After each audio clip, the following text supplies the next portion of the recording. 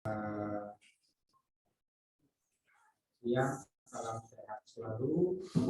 Assalamualaikum Waalaikumsalam warahmatullahi wabarakatuh.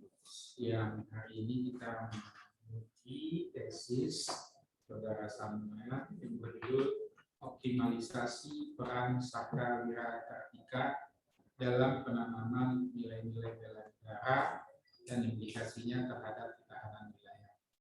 Studi pada program Saka Wira Kartika di Kodim 0732 Sleman.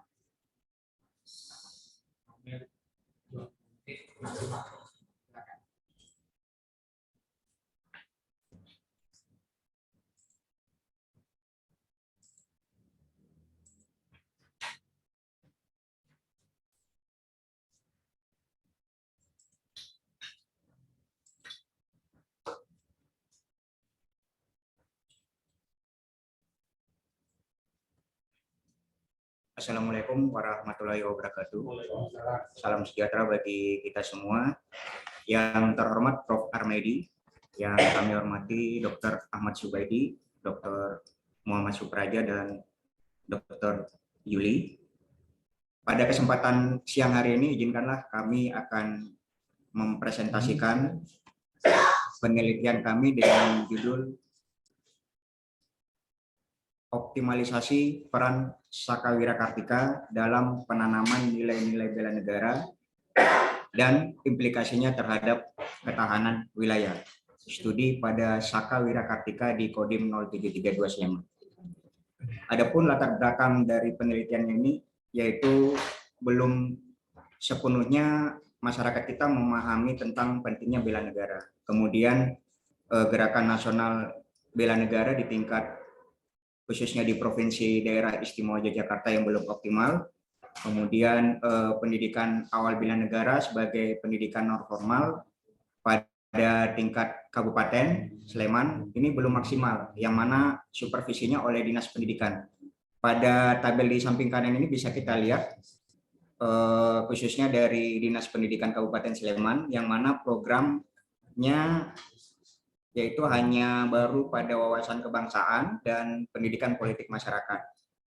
Subprogramnya juga pada tabel ini belum ada yang terkait dengan bela negara.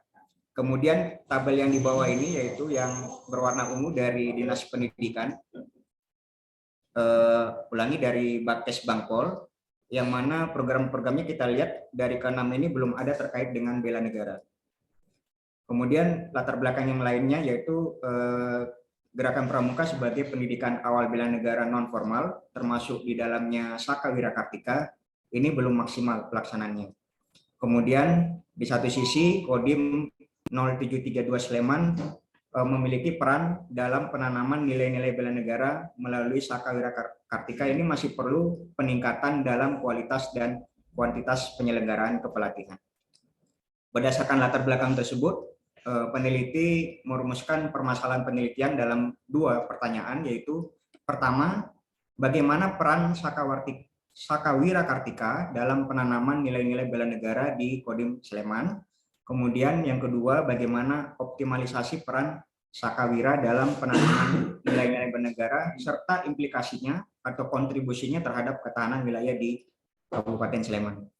Tujuan dari penelitian ini yaitu berdasarkan dari pertanyaan penelitian, yaitu mendeskripsikan dan mengkaji terhadap pertanyaan penelitian tersebut.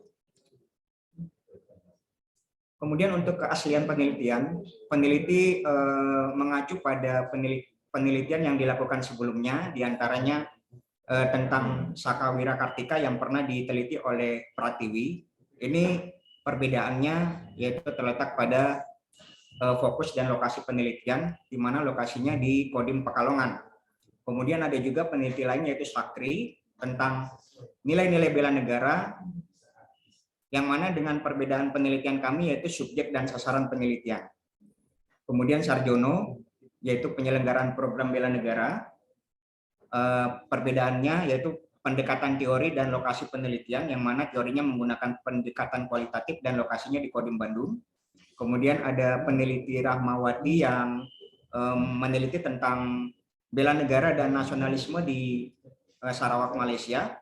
Ini juga berbeda pendekatan teori dan metode penelitiannya, serta yang terakhir yaitu Ningrat tentang pembinaan pemuda Purna Paskibraka terkait dengan ketahanan pribadi. Ini perbedaannya pada fokus penelitian.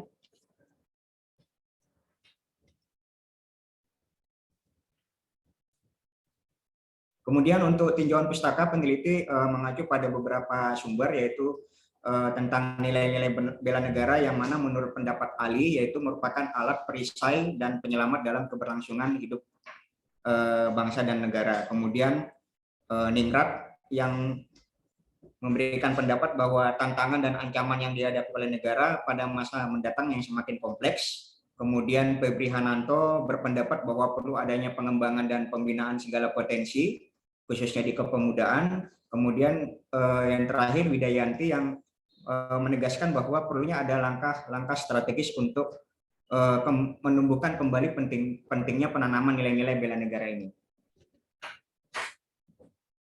Kemudian untuk landasan teori, ada beberapa teori yang kami pakai dalam penelitian ini, yaitu mulai dari optimalisasi oleh Sancoyo, peran, bela negara, teori nilai, kemudian teori ketahanan wilayah, teori pramuka, Sakawira Kartika, dan teori kodim. Yang menjadi yang perlu dilihat di sini yaitu terkait dengan ketahanan wilayah, peneliti mengacu pada kata kunci ketahanan yang disampaikan oleh Armawi, di mana pada tabel ini kita lihat bahwa perlu adanya intervensi kebijakan, yang mana intervensi kebijakan ini mengarah ke atas untuk memitigasi perubahan di atas ini, sehingga perlunya adanya absorpsi atau penyerapan, adaptasi, dan transformasi, sehingga akan mengacu pada stabilitas dan keadilan. Kemudian intervensi kebijakan ini untuk juga menavigasi perubahan, yang mana tujuan dari menavigasi perubahan ini yaitu untuk keberlanjutan atau terkait dengan manajemen sosial, ekonomi, dan lingkungan. Kemudian kerangka berpikir penelitian yaitu dimulai dari penanaman nilai-nilai bela negara Sakawira Kartika di Kodim Sleman. Kemudian berdasarkan kegiatan tersebut ada beberapa kendala-kendala yang dihadapi. Berdasarkan kendala tersebut maka ada upaya-upaya untuk mengatasi serta optimalisasi kegiatan bela negara sehingga tercapai tujuan yang diinginkan, namun perlu melihat implikasinya terhadap ketahanan wilayah. Kemudian untuk metode penelitian, jenis pendekatan deskriptif kualitatif, kemudian lokasinya berada di Sakawira Kartika Kodim 0732 Sleman. Untuk subjek penelitiannya, peneliti menggunakan total 20 informan, di mana ke-20 informan ini terdiri dari 7 orang dari organik Kodim Sleman, kemudian terdiri dari 9 orang pengurus dan anggota Dewan Sakawira Kartika, kemudian ada pula 4 orang kami ambil dari dinas terkait Kabupaten Sleman, diantaranya Dinas Pemuda dan Olahraga, Dinas Pendidikan, dan Badan Kesatuan Bangsa dan Politik atau Bakes Bangpol. Untuk keabsahan data, peneliti menggunakan triangulasi data, yang mana membandingkan antara data yang dikumpulkan, dihadapkan pada teori dan sumber data lainnya. Kemudian peneliti menguji validitas internal maupun eksternal serta reliabilitas atau kenyataan serta objektivitasnya. Kemudian lanjut pada deskripsi wilayah penelitian, ini berada di Kodim Sleman. Pada gambar ini yaitu gapura dari Kodim Sleman. Tampak di sana ada beberapa kegiatan prajurit sesuai dengan program kegiatannya.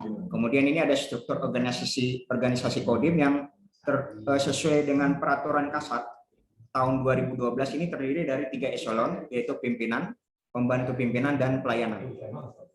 Kemudian untuk tugas dan fungsi utamanya yaitu pembinaan kemampuan, pembinaan kekuatan teritorial dalam rangka penyiapan wilayah pertanian, wilayah pertahanan. Kalau sejarahnya dulu Korem Pamungkas ini berada di bawah Kodam 7 di Ponorogo, tapi sekarang sudah tervalidasi menjadi Kodam 4 di Ponorogo.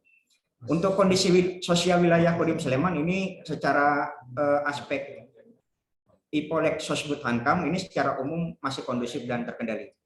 Kemudian untuk Saka Wirakartika sendiri, Saka Wirakartika itu Saka kepanjangan dari Satuan Karya Pramuka, disingkat menjadi Saka. Kemudian Wirakartika ini sendiri adalah salah satu kerjasama antara TNI AD dengan Gerakan Pramuka Nasional sehingga dinamakan Saka Wirakartika.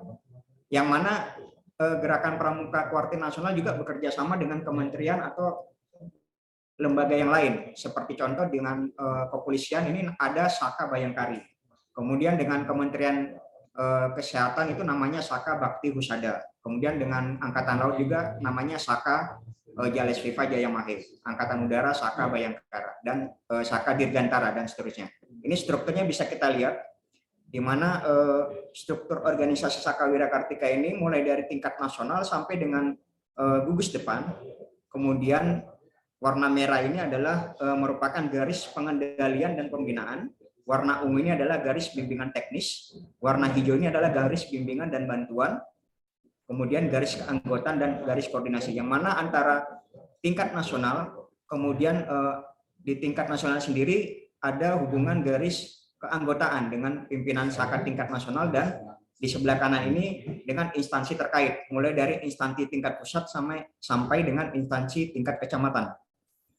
Ini ada hubungan garis mulai dari garis koordinasi dan garis keanggotaan. Kemudian untuk kegiatan penanaman nilai-nilai bela negara sendiri bentuknya ini secara umum terdiri dari pembinaan SKK atau syarat kecapaian khusus yang terdiri dari 5 krida, yaitu Nafrat, navigasi darat, mountaineering, pionir, survival, dan goal bencal. Di gambar yang sebelah kanan ini bisa kita lihat salah satu atau beberapa kegiatan dari Saka Wirakartika. Yang di atas ini adalah salah satu instruktur dan anggota Saka sedang berlatih kompas atau navigasi darat. Kemudian di bawah ini yaitu kegiatan wawasan kebangsaan, yaitu pemberian materi oleh instruktur dan juga diikuti oleh beberapa anggota Saka Wirakartika. Selain kegiatan krida, ada juga pembinaan kesadaran bela negara dalam kepramukaan, kemudian ada pembinaan wawasan kebangsaan. Intinya masing-masing krida ini masing-masing memiliki level, dimulai dari level penegak yang mampu dan memahami, kemudian level pandega yang pada tingkat mahir dan menguasai. Kemudian untuk peran dari Saka Wirakartika itu sendiri ini berdasarkan dari aspek-aspek dari penanaman nilai bernegara. Ini terdiri dari 5. Yang pertama aspek menanamkan rasa cinta tanah air, kemudian menumbuhkan kesadaran berbangsa dan bernegara. Kemudian yang ketiga menanamkan kesetiaan Pancasila sebagai ideologi negara. Yang keempat menumbuhkan rela berkorban bagi bangsa dan negara dan membekali awal kemampuan bela negara. Kelima aspek ini terdapat pada masing-masing yang peneliti mengamati atau observasi selama penelitian. Ini pada latihan krida ini contoh untuk rasa cinta tanah air ini terdapat pada latihan krida Nafrat, di mana anggota Saka Wirakartika itu diajarkan kompas, kemudian di alam terbuka diajari bagaimana menentukan arah utara, timur, dan dapat menilai medan.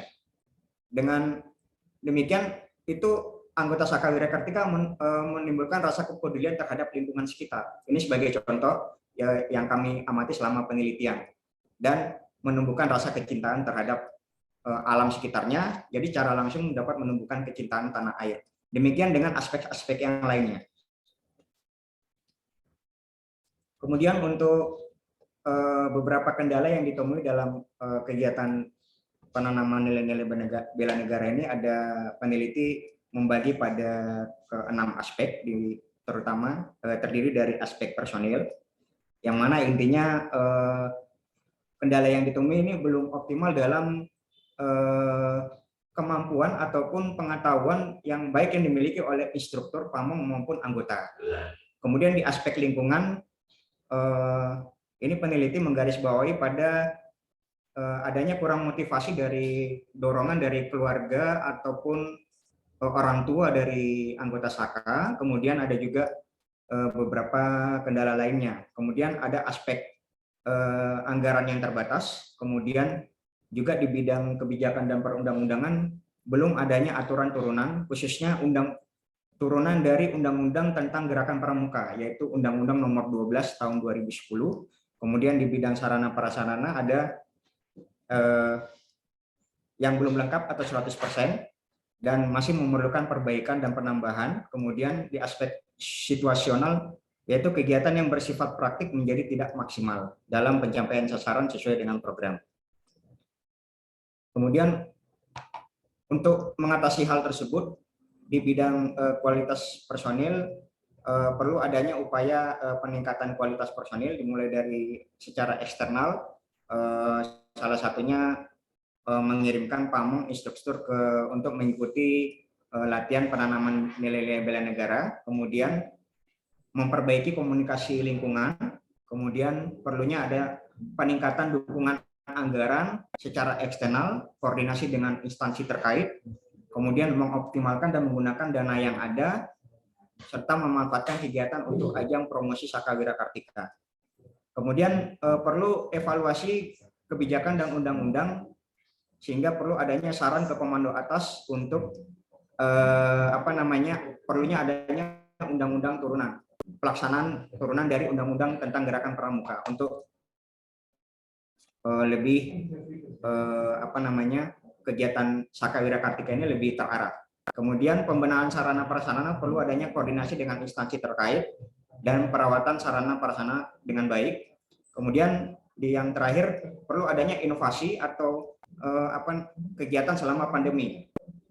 Bisa koordinasi dengan dinas terkait, Diskominfo Kabupaten Sleman dalam layanan aplikasi atau jaringan internet, sehingga kegiatan Saka Wira Kartika ini dilaksanakan secara online ataupun bauran. Kemudian secara tabel ini matriks antara hubungan kegiatan latihan Saka dengan penanaman nilai-nilai bernegara. Ini peneliti membandingkan setiap kegiatan ini apabila dikaitkan dengan aspek penanaman nilai bernegara yang terdiri dari 5 aspek, pada umumnya memiliki kategori tinggi. Jadi peneliti mengklasifikasikan ke kategori tinggi, artinya contoh di navigasi darat ini, Cinta Tanah Air ini, hampir semua kegiatan dari navigasi darat ini memiliki dapat menumbuhkan, mendorong anggota untuk memiliki rasa cinta tanah air. Kemudian ada beberapa juga di kolom setia pada Pancasila, ada beberapa kegiatan yang klasifikasi sedang. Jadi menumbuhkan kesetiaan pada Pancasila ada, tapi tidak terlalu tinggi. Ini peneliti berdasarkan pada indikator Peraturan Menteri Pertahanan nomor 32 tahun 2016 yang terdiri dari kelima aspek ini. Kemudian untuk kontribusi penanaman atau implikasi terhadap ketahanan wilayah, peneliti membandingkan kelima aspek yang terdiri dari aspek ideologi, politik, ekonomi, sosial budaya, dan pertahanan keamanan. Yang mana pada berdasarkan observasi selama penelitian di bidang ideologi, penanaman nilai-nilai bernegara dalam kegiatan Saka Wira Kartika ini sangat besar. Kemudian di bidang politik ini sedang, tidak terlalu berkontribusi, tapi ada. Kemudian di bidang ekonomi sedang, di bidang sosial budaya sangat besar, dan di bidang hankam sangat besar.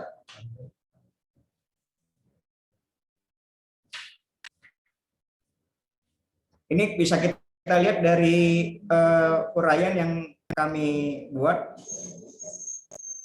di mana seperti contoh pada materi latihan Krida Survival, salah satu latihan di Saka Wira Kartika ini, para anggota Saka Wira Kartika dilatih untuk bertahan dalam situasi dan kondisi sesulit apapun untuk mencapai tujuan yang ingin dicapai. Nah, secara langsung ini dapat menumbuhkan ketahanan, kemampuan anggota untuk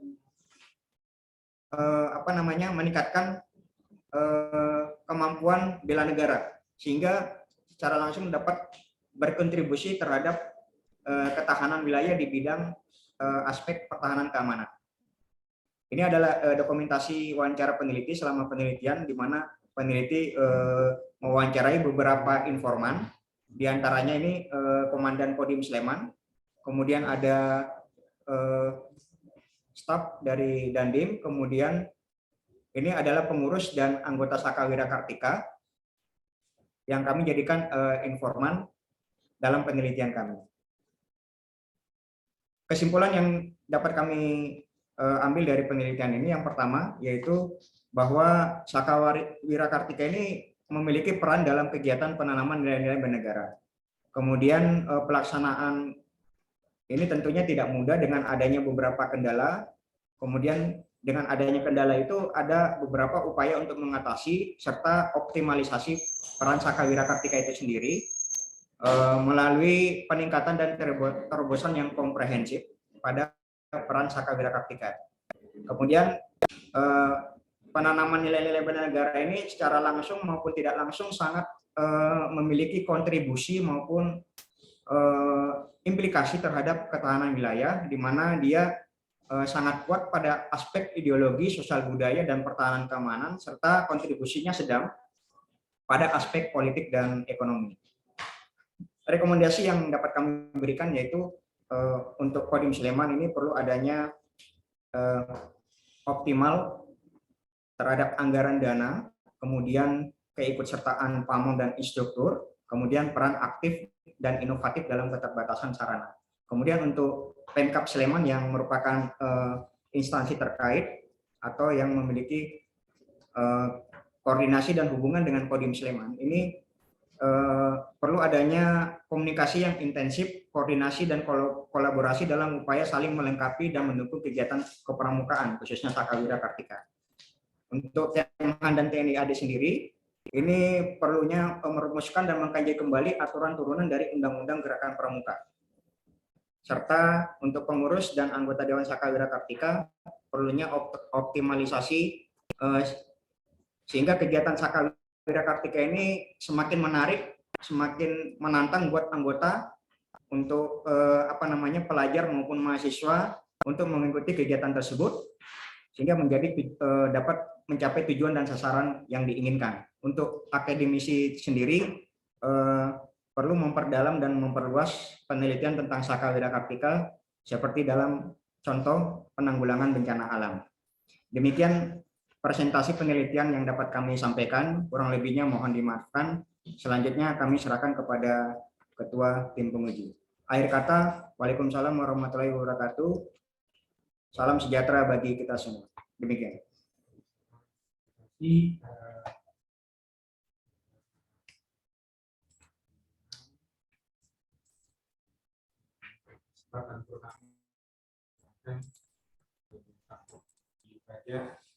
Silakan Pak Yuli. Terima kasih Prof.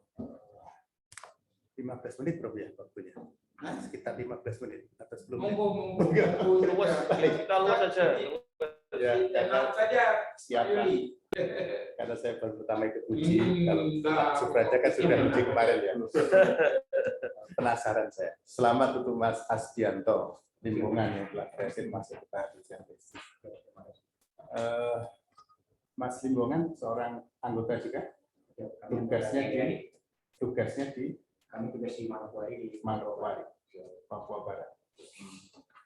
Baik, terima kasih. Saya ketika membaca paparan hasil penelitiannya, ketika membaca bab 1 itu saya agak berkesan. Biasanya anggota itu mengalami kesulitan untuk membuat kalimat yang padat. Tapi di bab 1 itu padat, 4 halaman. Jadi padat sekali.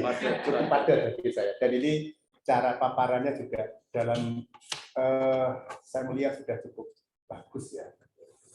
Mampu memaparkan ide-idenya dengan kalimat yang cukup baik. Nah, namun karena saya harus menguji, dan ujian ini menurut saya karena saya tidak paham.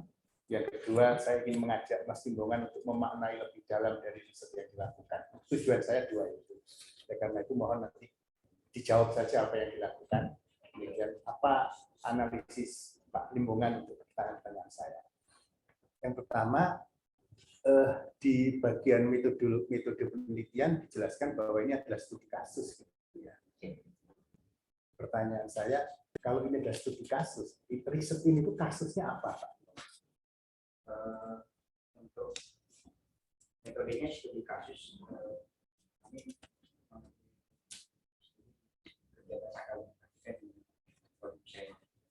kalau dirumuskan dalam bahasa riset kualitatif, itu kalau kita pakai secara umum kan ada sebuah fenomena ini ya. Kalau nanti pakai pendekatan fenomenologi, maka dia fenomenologi maknanya khusus. Nah, ini kan studi kasus.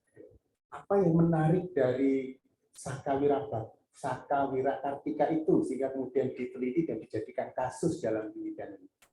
Yang membuat ketertarikan peneliti Saka Wirakartika bagian dari gerakan pramuka. Kita tahu itu gerakan pramuka merupakan bagian dari pemuda. Kalau kita ketahui yang kami paparkan juga di tesis kami, kemudian kan salah satu menjadi harapan tidak hanya di negara Indonesia tapi di negara manapun. Nah, ini yang kita kalian itu mengambil Saka Wirakartika, khusus Saka Wirakartika yang ada kaitannya dengan gerakan pramuka yang bekerja sama dengan TNI AD. Kalau ditanya lebih lanjut, kan tadi dijelaskan ada TNI AU juga punya, kepolisian juga punya. Mengapa kok yang diambil itu Saka Wirakartika? Apa perbedaannya dengan saka-saka yang lain sehingga ini layak diteliti? Perbedaannya materi yang diberikan. Kalau Saka Wirakartika sendiri materi yang diberikan terkait dengan materi darat atau materi-materi latihan yang dijalankan oleh prajurit TNI AD.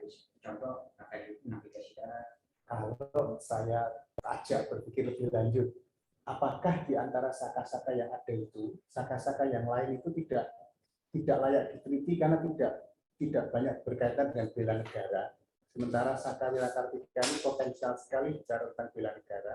Semua saka layak diteliti. Semua sama. Pertanyaannya, apa kok Saka Wirakartika? Yang peneliti lihat terkait dengan TNI AD kan memiliki tugas pokok terkait dengan wilayah pertahanan darat yang seperti kita ketahui kan wilayah daratan Indonesia kan cukup besar,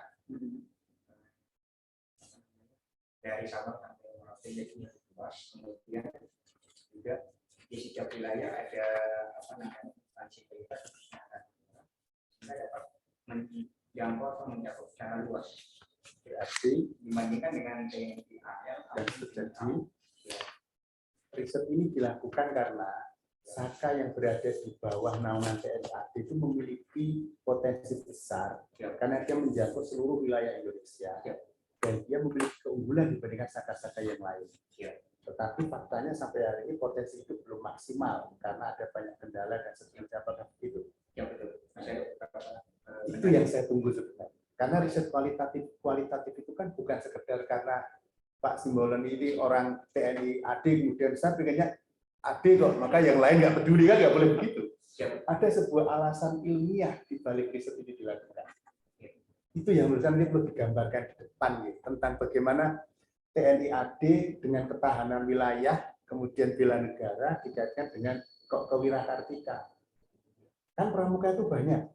Dan sebenarnya kalau dari sisi orang-orang sipil, mereka mengatakan kok tidak yang pramuka sipil saja. Kalau TNI kan jelas sudah ngurusin ketahanan negara tuh. Tapi pramuka-pramuka yang tidak kaitannya dengan saka-saka itu malah nggak dipikirin. Nanti protes gitu mereka.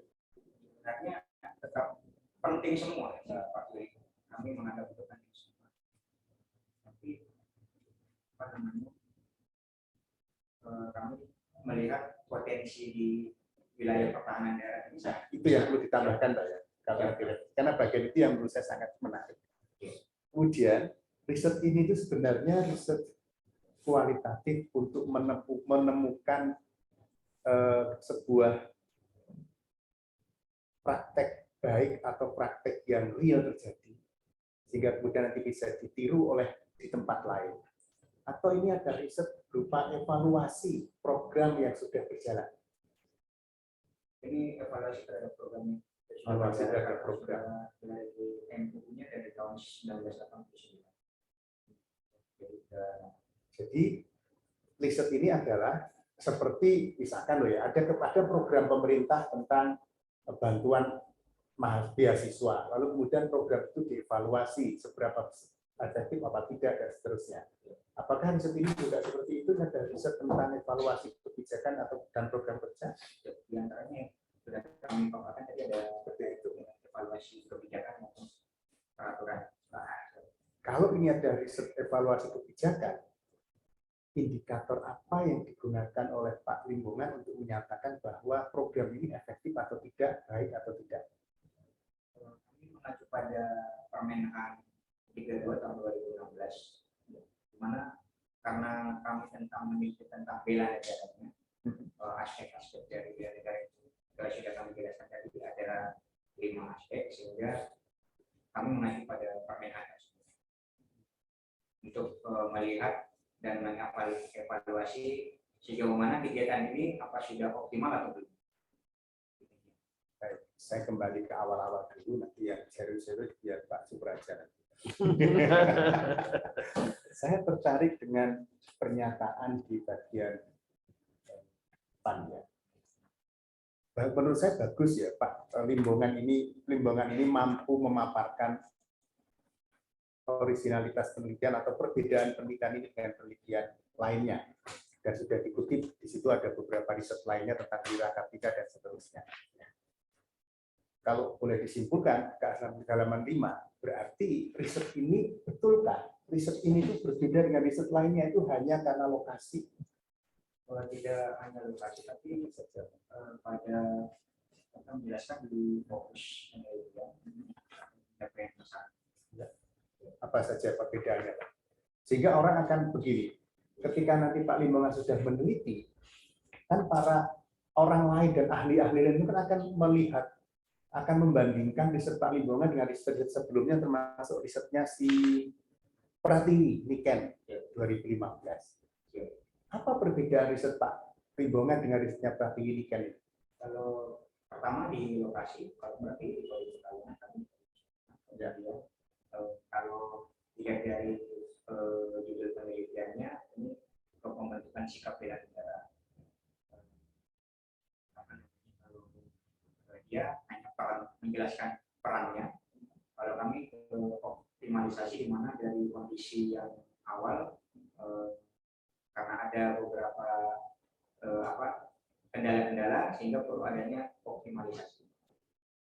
Jadi yang perbedaan riset Pak Limbongan adalah nanti saya janjikan ada optimalisasinya itu yang tidak dibahas di Pratiwi. Pertanyaan saya, ketika riset-riset ini dikutip di depan, apakah ketika Pak Limbongan kemudian menemukan risetnya Pak Limbongan itu dibandingkan dengan riset itu dibahas dengan riset-riset yang lain atau teori-teori yang lain?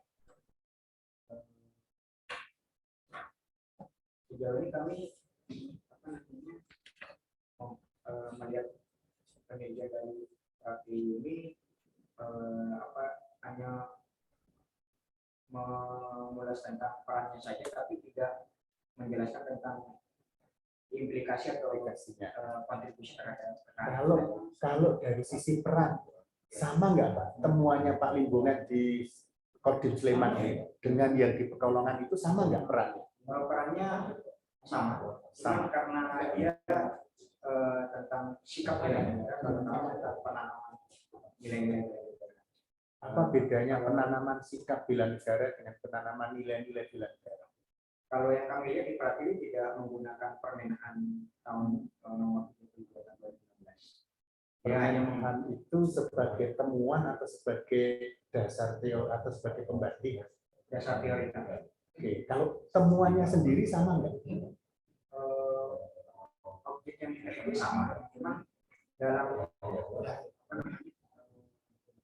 metodenya dia hasilnya Pak Limbongan, hasilnya Kan jadi Pak Limbo mengatakan bahwa risetnya Pratiwi itu fokus pada sikap bela negara.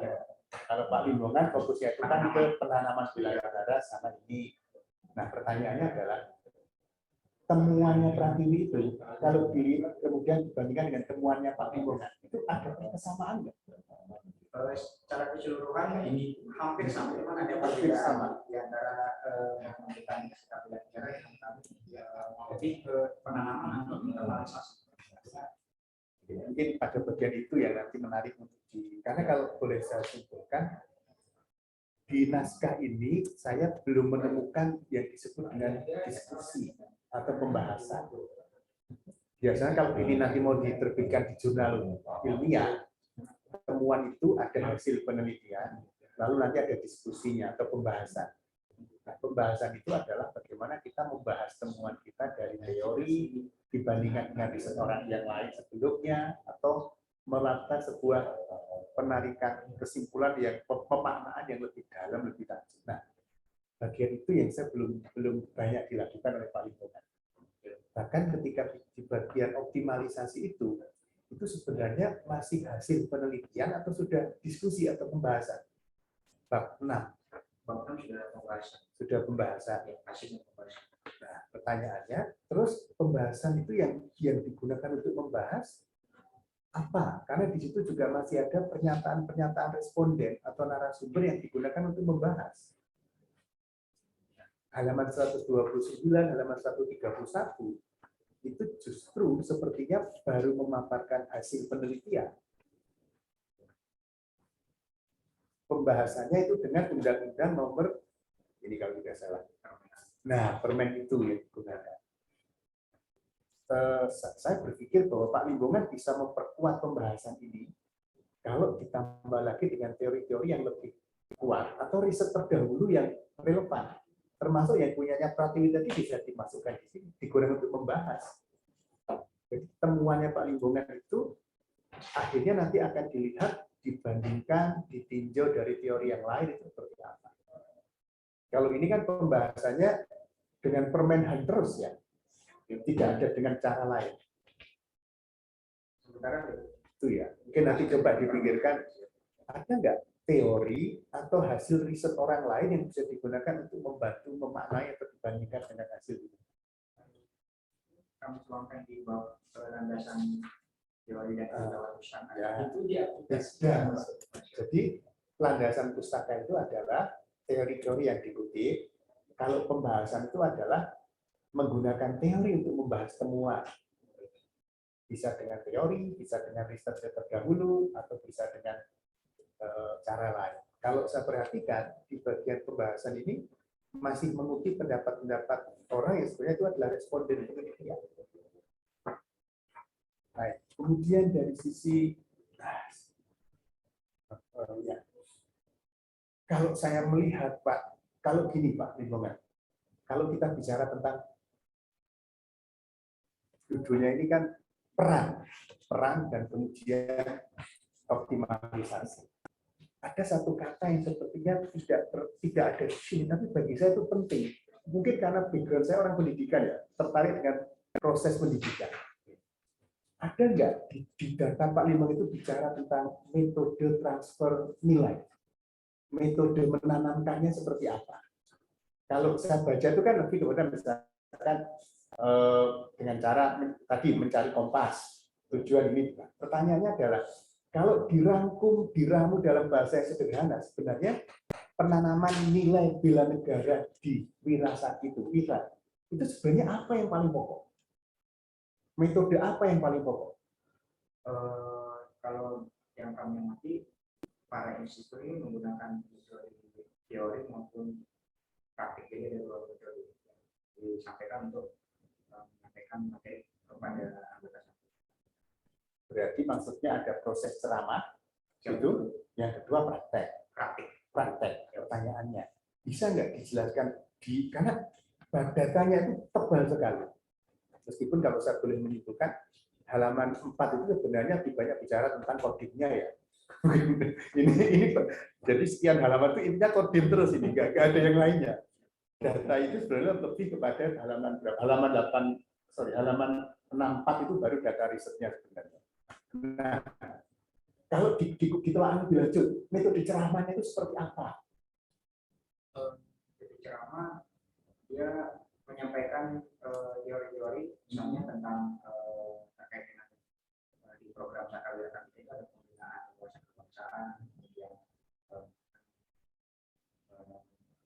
kalau di pendidikannya sendiri kan ada teori ada praktik. Ya. Kita sebelum praktik ke lapangan perlu memahami dasar teorinya dulu. Jadi ada proses transfer pengetahuan melalui ceramah dan seterusnya. Ya. Ada nggak metode lain yang digunakan? Selain ceramah, praktek seperti apa? Ada diskusi gitu ya? Ada diskusi. Dan itu ada di data Pak Limbongan itu? Ada. Apalagi selain itu? Ceramah, diskusi, praktik. Ada praktek. Kayak praktek. Kalau Kompas ya langsung praktek, lihat alatnya, disuruh pegang dan gunakan gitu kan ya. Didahului dengan Teori. Ya, apalagi Pak metode yang khas. Sementara itu bisa Nah, kalau dia metodenya seperti itu, ini nanti akan kalah dengan tekniknya di pembelajaran di pramuka yang sipil. Mohon maaf saya gunakan istilah sipil dengan militer ya Pak. Kepramukaan itu identik dengan pendekatan learning by doing, fun learning, experiential learning. Nah itu yang nanti coba literatur kepramukaan itu, teori metode pembelajarannya itu sangat kaya. Dan mereka mengedepankan praktek langsung, mengedepankan belajar sambil melakukan learning by doing, belajar dengan melakukan sesuatu. Kemudian ada unsur fun-nya dan seterusnya, ada unsur menantang rasa ingin tahunya. Nah, saya melihat ada data yang bicara tentang metode penanaman nilai, tetapi itu tidak dimaknai oleh Pak Limbongan. Sehingga yang ditemukan itu lebih kepada kerangka besar, dan itu bagus. Tapi kalau misalkan nanti ada waktu dan disetujui Bapak pembimbing, akan menjadi lebih cantik ketika diangkat tentang metode Saka ini untuk membuat orang menjadi tertanam nilai-nilai bela negaranya seperti apa. Itu ya sepertinya belum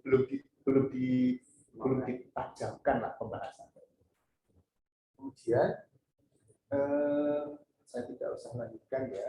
Yang lainnya ini ada istilah-istilah yang nanti mohon dicermati ketika Pak Limbongan akan publikasi, misalkan istilah wawancara mendalam dan terstruktur. Itu istilah itu digunakan, itu istilah dari Pak Limbongan atau ada referensi teori yang digunakan Pak Limbongan?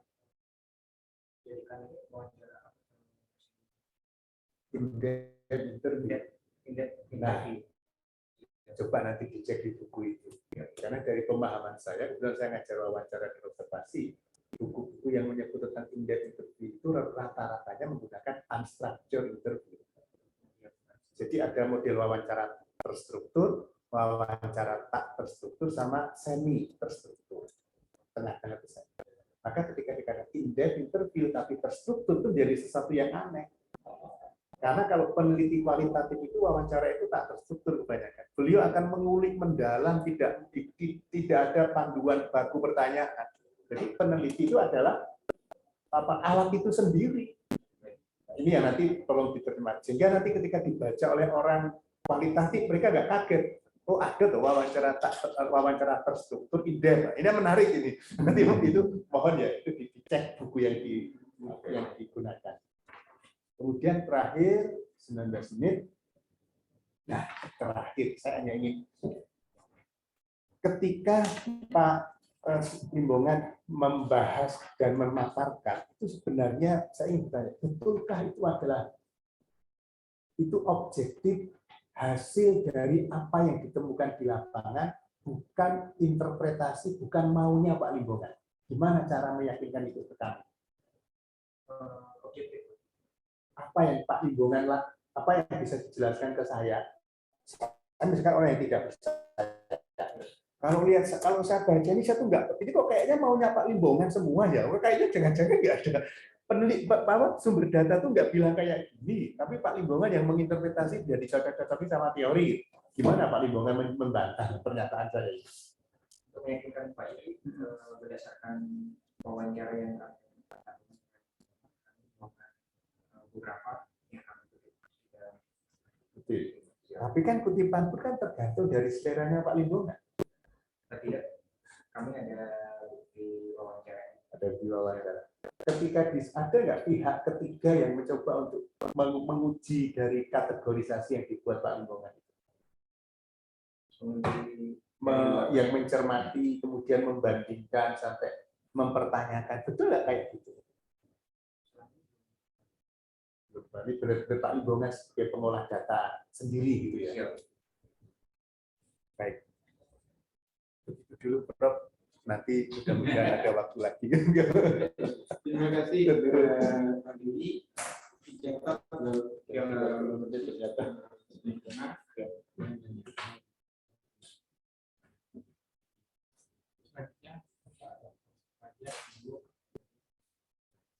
dengan Pak Profesor Rahmati sebagai presiden. Pertama saya mengucapkan selamat ya buat Samuel satu perjalanan yang penting yang saya karena menuntaskan kritis yang cukup panjang dari proposal kemudian data kemudian hari ini presentasi akhir sampai 4 kali. Nah, full kuliah. Saya punya beberapa hal yang masih yang tadi kurang lebih sebenarnya sudah dibahas sama semua kuliah. Ya, saya merasa juga bagus soal beberapa hal yang menurut saya masih perlu diklarifikasi. Yang pertama itu memang tentang optimalisasi. Nah, scoringnya itu mulai buat saya memang pada akhirnya salah satu hal yang sempat terpikir oleh saya dan kita kemarin sudah berdiskusi juga tentang itu karena ini terkait judul ya optimalisasi seperti tadi sudah disinggung oleh Pak Yuli gitu ya, itu dalam pikiran saya sebenarnya di dalam konteks ini gitu ya, itu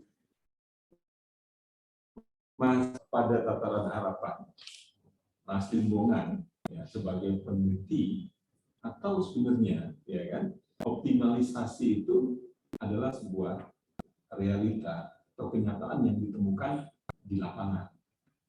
Itu Mas Limbongan perlu tegas ya dari argumentasi gitu ya. Saya kok melihat justru lebih banyak harapan pada akhirnya. Gimana itu Mas Limbongan? Bisa nggak diberikan argumentasi, diberikan penjelasan kepada saya gitu ya, kepada kami semua di sini bahwa optimalisasi itu memang sebuah kenyataan yang sudah dilakukan gitu ya. Nah, kalau memang ternyata dia sudah dilakukan, tolong gitu ya, diberikan penjelasan kepada saya fenomenanya, gejalanya, ya, atau mungkin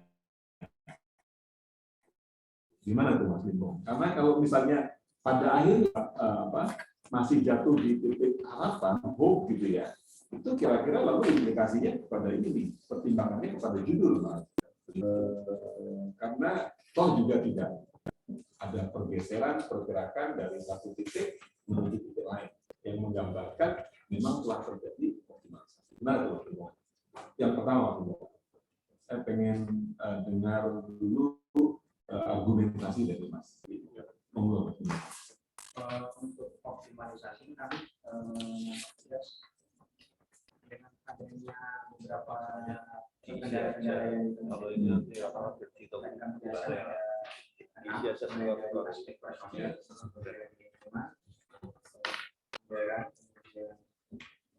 kebijakan kebijakan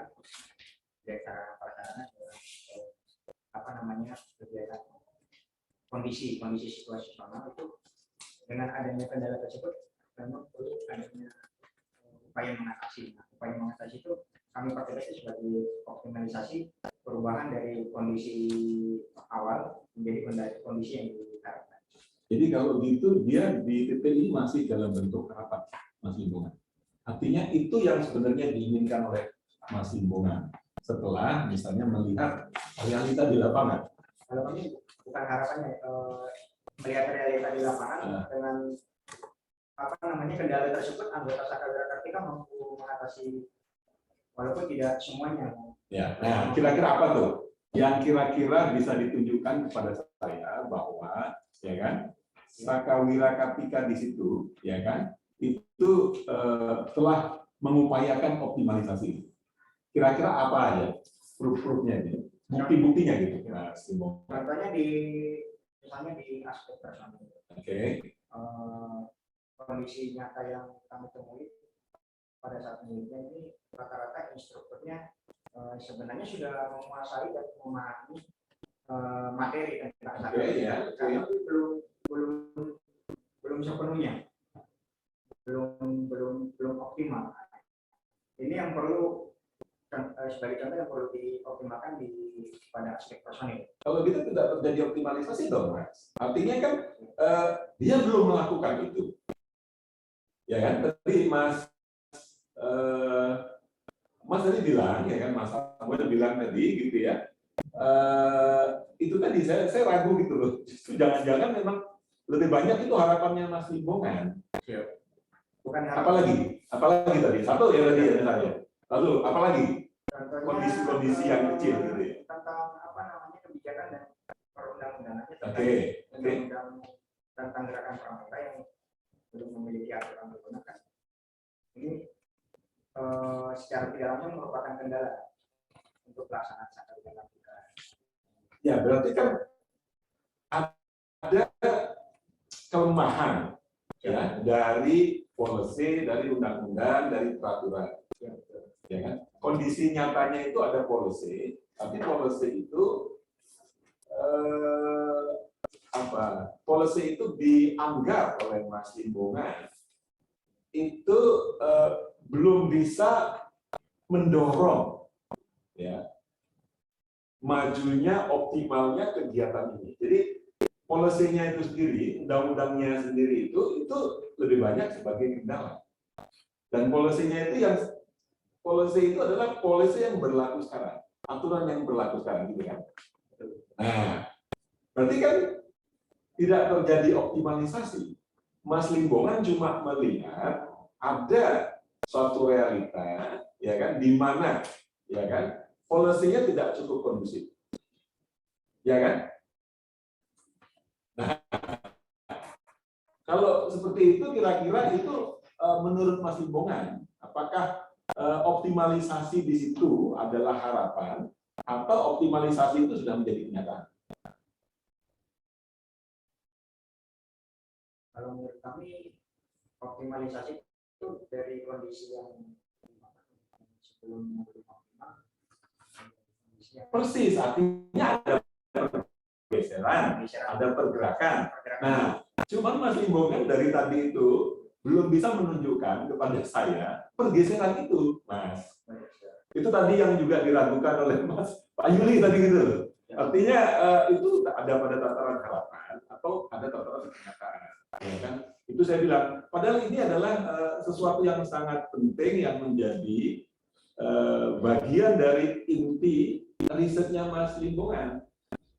Saya membayangkan atau mungkin orang ketika audiens itu ketika membaca tesis ini Mas Limbongan, ya, dia itu menyimpulkan bahwa sebenarnya sudah terjadi pergeseran, ada pergeseran. Ya, pergeseran itu dari satu titik ya menuju titik lain. Ya kan? Dari satu tempat bergeser ke tempat yang lain, yang lebih tinggi, ya kan, statusnya, atau mungkin dari segi jumlah, misalnya dari jumlah yang sangat kecil menjadi sedikit besar. Nah itu. Jadi Mas Limbongan kalau memang mau tetap menggunakan judul ini harus mencari fakta di lapangan yang menunjukkan adanya pergeseran itu. Gitu. Jangan cuma berhenti di harapan. Kalau tadi itu harapan Mas Limbongan terhadap acara yang dilakukan oleh Kodim ya, Sleman terhadap Wira Kartika ini, ya Sakawira Kartika ini menurut saya itu yang dari tadi itu kayaknya Mas Limbongan belum cukup sukses itu memberikan bukti itu. Ya kan, coba Mas Limbongan. Nanti Mas Limbongan pikir lagi deh, ya kan. Jadi menurut saya itu harapan Mas Limbongan itu bagus gitu loh. Cuman tadi, nah yang saya nggak tahu apakah memang betul sebenarnya kondisi di sana, ya tidak terjadi optimalisasi itu. Nah, yang disebut optimalisasi misalnya begini, ya kan? Misalnya dengan dengan sarana yang ada, ya kan? Tapi mereka misalnya bisa mendayagunakan sarana itu, ya kan? Menjadi lebih optimal, misalnya menjangkau lebih banyak orang, ya kan? Misalnya kemudian jadi lebih ada semacam upaya-upaya dari dalam untuk mendayagunakan lebih maksimal ya, sarana yang ada. Misalnya mengembangkan kualitasnya, interpretasinya. Nah, itu ada optimalisasi. Kalau yang Mas Limbong nyatakan tadi, saya kok berkesimpulan pada akhirnya jatuh di dataran harapan. Itu Mas Limbongan. Jadi nanti Mas Limbong coba Mas Limbongan ini lagi ya, cermati lagi. Gitu ya. Jangan sampai ini judulnya optimalisasi, tetapi yang sungguhnya terjadi upaya-upaya optimalisasi itu belum terjadi. Lebih banyak nanti jatuhnya pada harapan peneliti. Ya kan, padahal kalau di dalam penelitian itu kan Mas Limbongan yang perlu dilakukan, yang perlu disadari, yang namanya seorang periset, peneliti, itu dia bisa mengambil jarak terhadap objek yang dikaji. Ya kan, Mas Limbongan misalnya kan sebagai seorang periset yang meriset Sakawira, ya setelah misalnya mewawancarai banyak informan di sana, ya kan, lalu Mas Limbongan gitu ya merasa bahwa, duh sayang banget ini sebuah program, sebuah kegiatan yang bagus gitu ya, tapi kok tidak bisa maksimal. Nah, jadi ada semacam kejengkelan atau mungkin ada semacam perasaan motivasi yang mendorong Mas Limbongan misalnya secara implisit gitu ya untuk membuat agar orang-orang yang ada di sana itu mencoba mendayagunakan mungkin. Nah, jadi itu lebih banyak biasnya Mas Limbongan sebagai peneliti. Bisa saja bias itu muncul karena satu, Mas Limbongan background-nya tentara, ya kan? Jadi misalnya semangat NKRI-nya gede, ya. Semangat untuk bagaimana caranya agar Indonesia ini misalnya tidak gampang ya terjebur dalam berbagai macam bentuk krisis sosial, krisis keamanan. Ya, karena Mas Limbongan sadar acara ini bisa digunakan sebagai salah satu cara untuk mengatasi berbagai macam krisis yang ada baik secara sosial, keamanan maupun misalnya kultural misalnya gitu. Jadi itu lebih banyak biasnya Mas Limbongan. Nah, kalau misalnya ada seperti itu kan gimana tuh Mas Limbongan? Biasanya Mas Limbongan sebagai seorang tentara yang pengen semuanya normal, semuanya jadi lebih bagus gitu. Tapi realita di lapangan, ya sebagai peneliti Mas Limbongan tidak cukup berhasil menampilkan data-data yang menunjukkan adanya optimalisasi itu. Nah, itu Mas Limbongan, catatan yang pertama Mas Limbongan ya. Nah, kemudian yang kedua Mas Limbongan, ini juga tadi sudah disinggung oleh Pak Yudi, ya kan Mas Limbongan ya.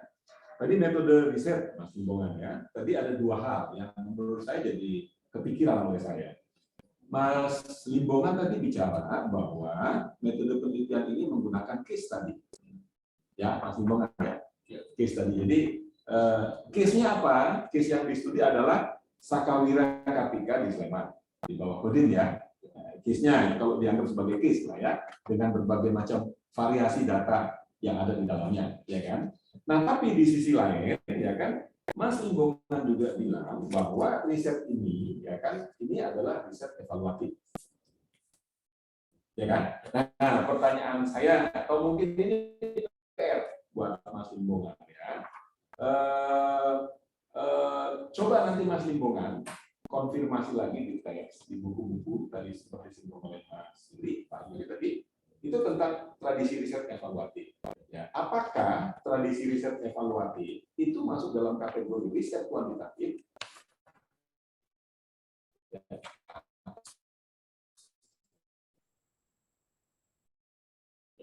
Sekarang, karena ini butuh telahan dari Mas Limbongan ya. Ya, baca buku, misalnya buku Huberman dan sebagainya ya, tentang riset atau mungkin at least baca juga bukunya apa yang sudah jadi klasik di UGM ini, bukunya Pak Sofyan ini dari Mas Rizal gitu ya, itu dibaca itu ya. Jadi kira-kira di situ ada penjelasan apa itu riset evaluatif gitu ya, dan itu tradisinya apakah kuantitatif, apakah kualitatif, atau dia juga bisa digunakan dalam beberapa mata riset itu ya. Tapi itu PR-nya buat Mas Imbolan, ya kan? Itu yang kedua ya, yang kedua PR ya. Nah, yang ketiga itu tadi juga ini tadi apa? Kan Mas Limbongan melakukan semacam observasi dan kemudian interview ya. Tadi dari Kadar juga sama Pak Ibu sudah melakukan apa namanya interview. Tadi dapat informasi ada banyak di info ya, ada misalnya terstruktur, ada yang tidak terstruktur, ya kan, ada yang semi, ya kan. Lalu dalam tradisi kualitatif banyak yang tidak terstruktur dalam misalnya Pak Ili. Nah, cuman ini yang menarik lingkungannya buat saya gitu ya, yang mungkin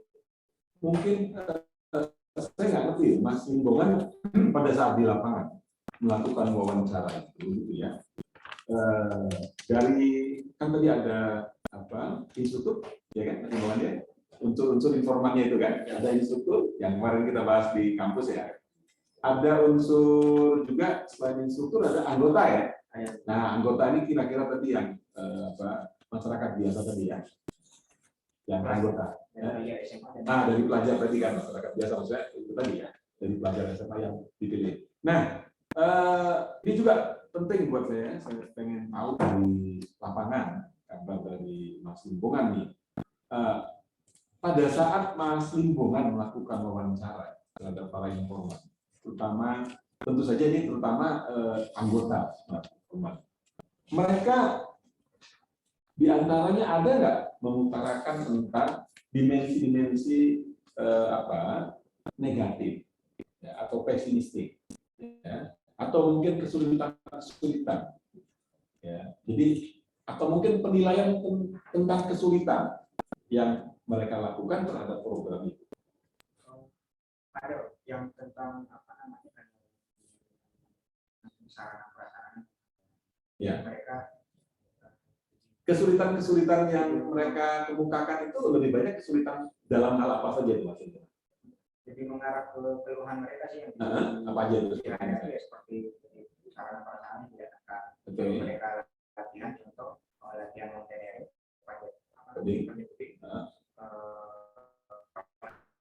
tidak, jadi memaksimalkan menggunakan sarana yang ada di Polri maupun dengan meminta bantuan instansi terkait. Tapi Mas Limbongan nggak sempat melakukan cross check ya tadi Pak? Jadi juga bicara tentang cross check, pentingnya cross check. Ya. Cross check tentang di satu sisi ada persoalan keluhan anggaran, ya kan? Lalu ini ditambah lagi misalnya keluhan datang juga dari informan. Informannya ini valid nih anggota, ya kan, mahasiswa SMA, pelajar SMA yang dijadikan informan untuk acara itu, ya kan? Mereka memang mengeluh misalnya kan begitu. Ya, lalu misalnya soal anggaran tadi, apakah ada akses bagi Mas Limbongan untuk mengetahui jumlah anggaran itu sehingga Mas Limbongan jatuh pada kesimpulan kekurangan di apa namanya di Makodim itu ada staf teritorial ya. Yang apa namanya koordinir kegiatan sehari-hari. Ya. Di dalamnya ada program kerja dari itu tercantum mengenai anggaran dan staf terkait itu. Ya. Jadi misalnya 13 juta per tahun. 13 juta. Apakah itu cukup? Bagi ya. Mereka belum. Jawabannya belum. Artinya kan dia menjawab belum. Ya. Sebagai peneliti misalnya Mas Limbongan ya, artinya dengan uang seperti itu untuk program misalnya membaca Kompas, lalu panjat tebing, apakah memang betul-betul layak untuk dikatakan itu tidak cukup? Setelah kami analisa dan prospek tidak hanya ke apa namanya stafnya, tapi lebih ke langsung kegiatan saat mereka melaksanakan kegiatan pada ini kami data-data. Dan memang pas kami proyek AKAS itu ya perlu diadakan evaluasi dengan peningkatan anggaran. Oke, tapi Mas Limbongan itu bisa menunjukkan nggak? Artinya cross check Mas Limbongan itu akhirnya membawa pada kesimpulan bahwa memang anggaran segini untuk kegiatan-kegiatan yang misalnya ada berapa jenisnya itu tidak cukup, misalnya gitu. Ada nggak bagian analisa Mas Limbongan yang misalnya mencoba meng-cross check? Di bagian mana tuh Mas Limbongan? Subbab 55. Ya, subbab halaman 107. ya, 107 ya. Intinya apa itu Mas Limbongan?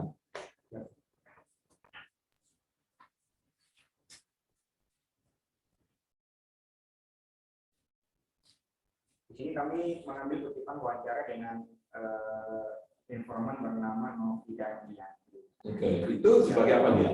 Dia sebagai bendahara dari Dewan Sakarya Kartika. Jadi kira-kira orang penting? Bukan, pengurus, jadi pelajar. Oh, ini dari elemen pelajar, dari elemen anggota, elemen anggota atau Sakarya Kartika kan berdasarkan ada 3 elemen tadi ya. 3 elemen. Tadi yang pertama instruktur, lalu yang kedua pengurus ya, dan anggota. Pengurus ini dari elemen pengurus. Pengurus. Ya, apa kata pengurus? Ini pengurusnya bilang apa? Yang dia ini anggaran ini menurut dia sangat terbatas. Kemudian walaupun ada upaya-upaya untuk mengkomunikasikan dengan teritorial yang mewakili kegiatan. Ya. Nah itu dia. Jadi apa namanya? Di situ yang seringkali lag-nya apa ya? Gap-nya ya, Mas. Masih agak belum terjawab gitu loh. Artinya ya kalau misalnya kita nih ya kecenderungan selalu aja ngomong pasti wah ini anggarannya sangat kecil tidak cukup. Tapi seringkali kesulitannya adalah menjelaskan di mana yang memang membuat itu tidak cukup. Misalnya dinyatakan, oh biaya untuk beli tali harganya sekian juta, biaya untuk transportasi pergi ke gunung X ya dalam rangka untuk latihan panjat tebing itu sekian. Nah begitu tuh loh. Jadi gap-nya itu bisa dijelaskan dengan data. Itu Mas Limbongan itu yang menurut saya juga ya supaya tidak terjadi klaim. Pada saat kami wawancara ada beberapa anggota yang menjelaskan lebih detail. Oke. Kutipan yang saya cantumkan di sini masih kurang lengkap. Nanti akan kami lihat. Oke, itu ada ya, ada Mas. Nah, itu ditampilin. Ya, Mas Limbongan ya. Kalau yang umum begini nanti jadinya klaim nanti cuma. Ya, Mas Limbongan kalau ada ya, yang agak detail itu. Jadi ada cross check antara tadi ya pernyataan yang sifatnya bisa normatif dengan realita lapangan. Ya, itu real ya.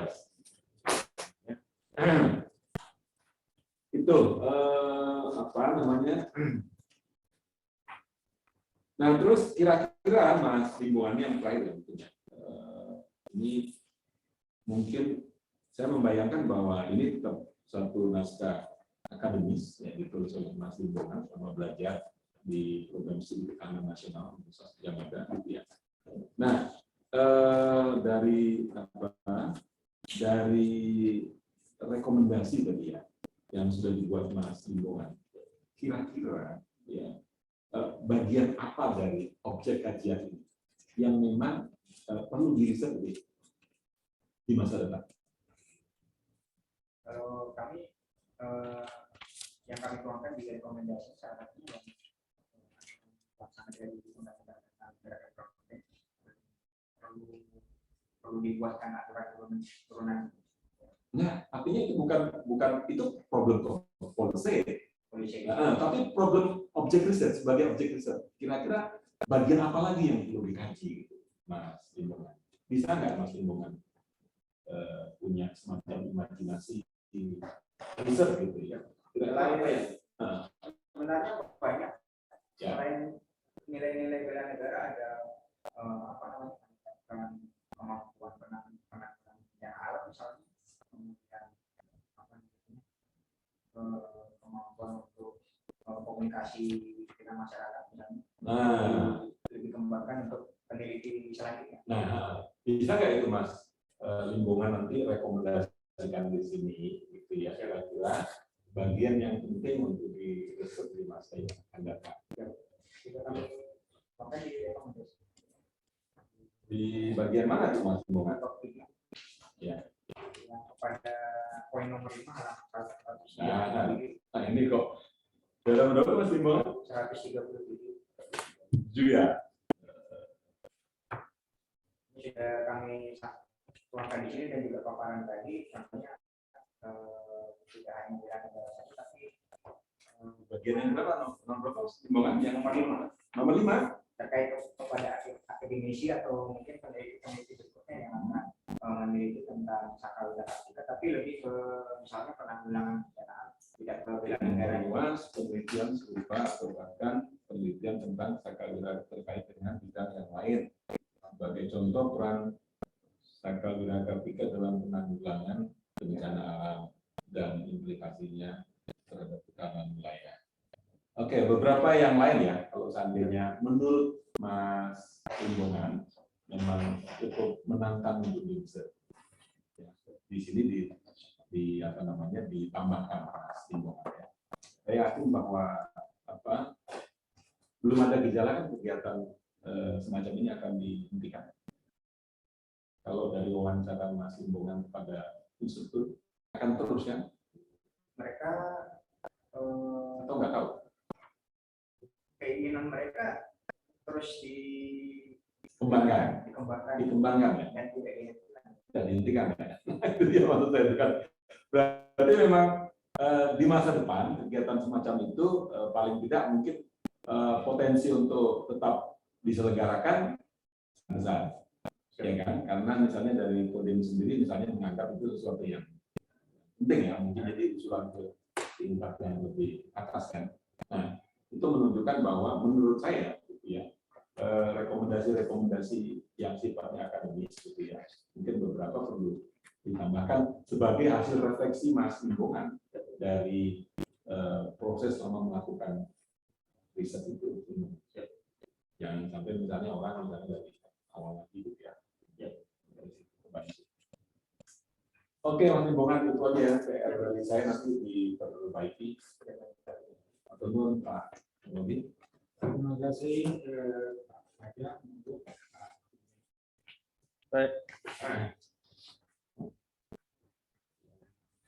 Terima kasih pimpinan sidang.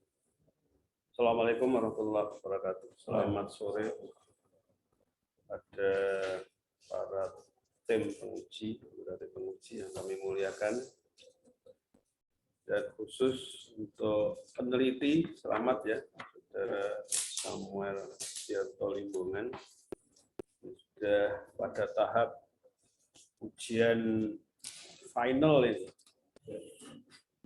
Baratnya kemarin itu masih babak perempat final, semifinal, sekarang final.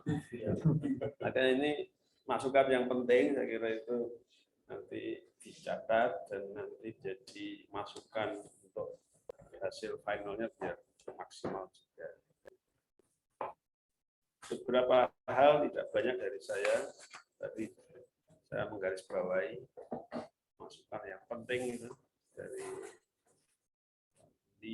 Pak Suraja itu. Ya semua itu kan niatnya bagus untuk biar tampilan yang ya ini sudah menurut saya sudah baik, tapi biar lebih lagi. Ya. Nanti bisa tesisnya lebih excellent mudah-mudahan. Coba dibuka halaman intisari, ya intisari. Ini juga saya menyambung dari masukan baik dari Pak Yuli maupun Pak Suraja. Jadi berpijak dari judul tesis, kemudian di bagian latar belakang dan juga pengurusan masalah dan seterusnya ini. Nah itu kan semuanya sampai kesimpulan itu kan ringkasannya ada di intisari. Ya. Nah di alinea yang ketiga ya ini hasil penelitian menunjukkan bahwa ini Nah, itu ada di kalimat yang agak akhir ya. Jadi di sini kan kalau diringkas ini di alinea ketiga ini hasil penelitian itu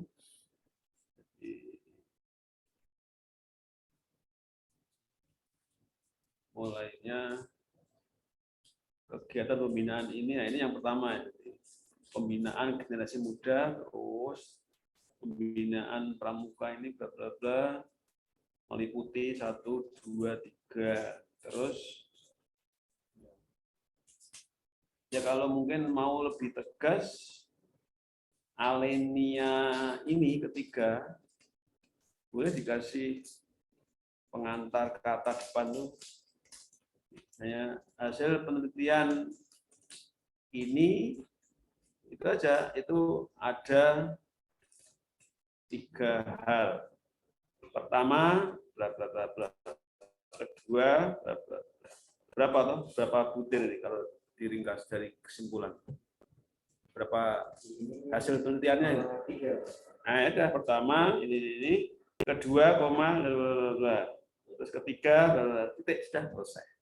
Itu dari kerangka kalimat. Nah, kemudian kalau kita rinci dari 3 butir hasil penelitian, ini yang pertama kan tentang deskripsi pembinaan itu ya, meliputi 3 sub butir ini, 1, 2, 3 ini.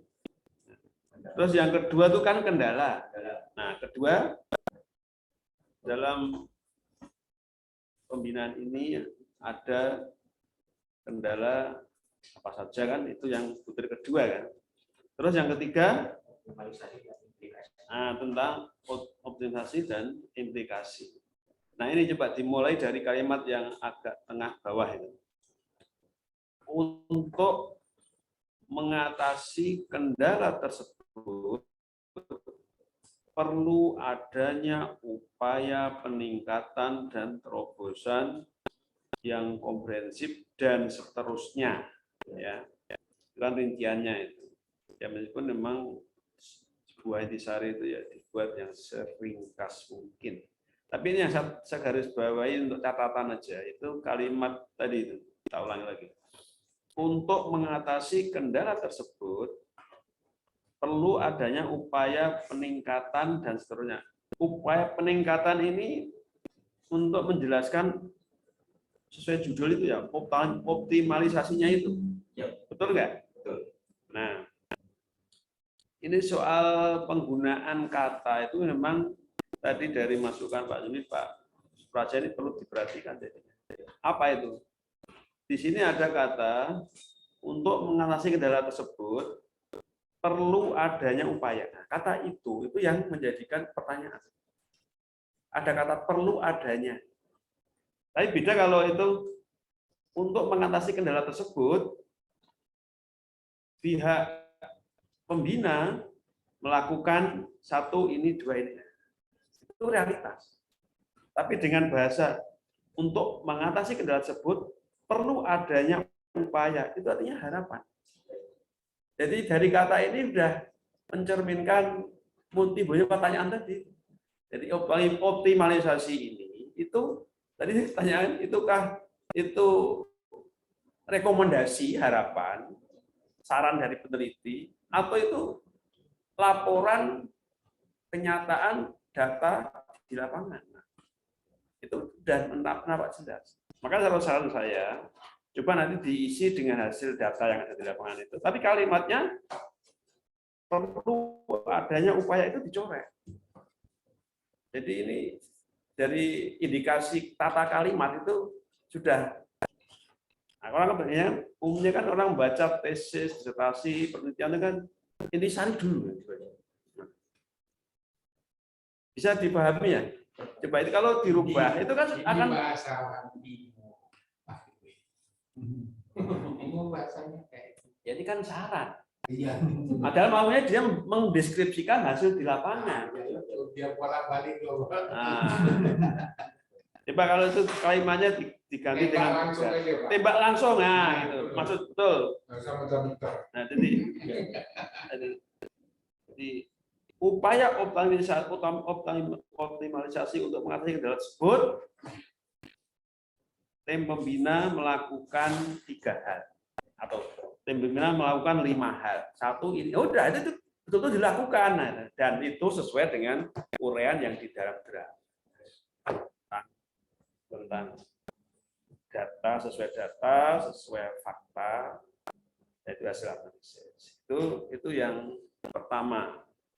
Tadi juga saya mau menanyakan juga menyinggung dari masukan penting dari Pak Juli Praja itu ya. Kalau ini penelitian, tadi kan pertanyaan dari awal yang simpel memang dari data belakang memang sering diberikan argumentasi mengapa penelitian ini kok memilih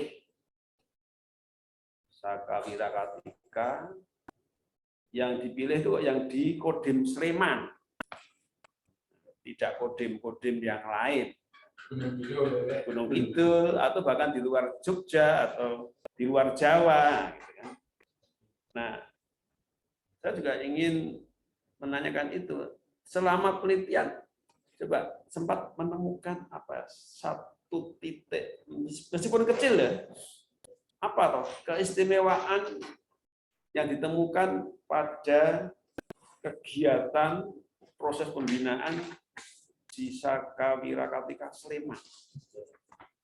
Memang ini juga penting didukung ya dengan komparasi bahwa Sakawira Kartika di kodim yang lain itu rata-rata umumnya seperti ini.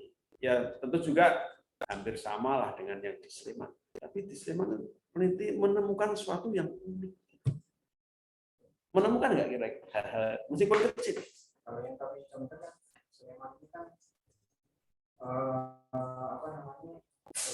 populasi penduduk, pelajar dan mahasiswa baik yang berdomisili di sini maupun pelajar mahasiswa yang sebagai pendanaan. Jadi berkumpul di sini semua. Jadi kami memiliki tempat untuk memiliki wilayah Sleman ini. Artinya apa? Artinya apa itu? Apa arahnya itu bahwa peserta yang ikut daftar mau ikut Sakawira itu lebih bludak, lebih antusias itu, lebih banyak dibanding kota-kota lain yang mungkin tidak begitu seperti ini kota pelajar di Sleman atau gimana? Kami tidak membandingkan dengan kodim lain belum sampai ke situ, cuma kami melihatnya gitu. Jumlah pelajar mahasiswa yang ini sebenarnya potensi di dengan adanya Sakawira Kartika. Ya, jadi ya kalau disederhanakan langsung saja mungkin ya Sleman ya bagian dari Jogja itu kota pelajar. Nah, dan itu sudah disebutkan kan? Iya. Nah, iya, jadi itu semacam argumen awal mengapa memilih ini. Ya, cuma kalau itu di dalam perjalanannya juga menemukan sesuatu yang memang unik, itu boleh juga disebutkan. Itu kan awal, tapi setelah meneliti ternyata menemukan hal yang unik juga. Jadi misalnya apa? Ketika dalam proses pembinaan itu di Sleman itu, tadi disinggung dengan proses pendidikan ya, atau metode pembelajaran atau bagaimana mungkin menggunakan misalnya cara permainan tradisional Jogja, kan di lain mungkin tidak ada. Apa misalnya permainan yang khas di Jogja, misalnya apa itu ya dolanan anak-anak yang khas Jogja misalnya. Kalau ada itu menarik. Kalau ada ditemukan yang unik, yang itu kayaknya nggak mungkin ditemukan di kabupaten lain. Nah misalnya gitu. Jadi misalnya apalagi entah dalam konteks mungkin atau tadi yang mau panjat tebing ya, itu yang uniknya.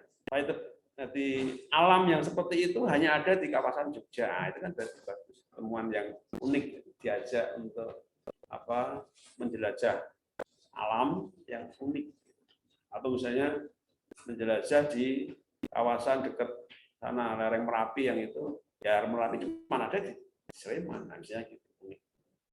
Ya Jadi temuan-temuan itu akan lebih bagus kalau ada sentilan-sentilan tambahan yang menarik.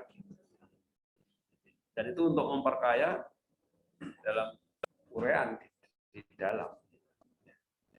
Sehingga nanti menjawab optimalisasi itu betul-betul apa yang dilakukan oleh pembina. Ibaratnya kan gini, ketika peneliti itu menemukan kendala-kendala, dan itu kan hasil dari wawancara. Lalu juga dilengkapi, ibaratnya orang dokter itu kan diagnosa. Oh ini penyakitnya ada di sini, itu persendian ini karena ini ya. Tapi kan terus pengobatannya apa nah gitu. Bukan kok oh ini ketemu penyakitnya itu karena ini itu perutnya itu gejala mah itu. Tapi enggak, cuman ya diharapkan itu intinya jangan banyak kerja, harus banyak istirahat. Tapi diharapkan, nah bahkan bukan gitu tadi telah dilakukan upaya pengobatannya dengan apa minum obat ini, nah itu bukan kok diharapkan dia harus stres, dia harus minum teratur, makan teratur. Tapi dalam arti kalimat tadi kan itu. Jadi ini menekankan itu saja. Ya itu saja dari saya untuk tambahan. Terima kasih, saya kembalikan. Terima kasih. Himbauan saya tertarik. Jadi bab 4 yang ada sekarang ini sebenarnya nggak usah. Kemarin kan ada perubahan. Kemarin itu kan yang kita lihat kan objeknya kan kodim. Kita Mas menulis tentang kira ya kan, artinya ini tidak begitu penting sekali, makanya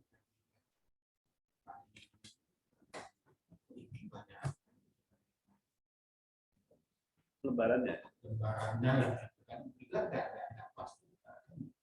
Padahal kita lihat di dalam tradisi itu coba karena dulu ini kan berdasarkan hasil apa hasil seminar hasil itu yang terlihat dalam tulisan itu lebih banyak soal sakaliraka kita, sehingga profil coding itu rasanya tidak perlu se-eksplisit itu. Jadi makanya nanti misalnya sepertinya seperti ini jadinya kita kan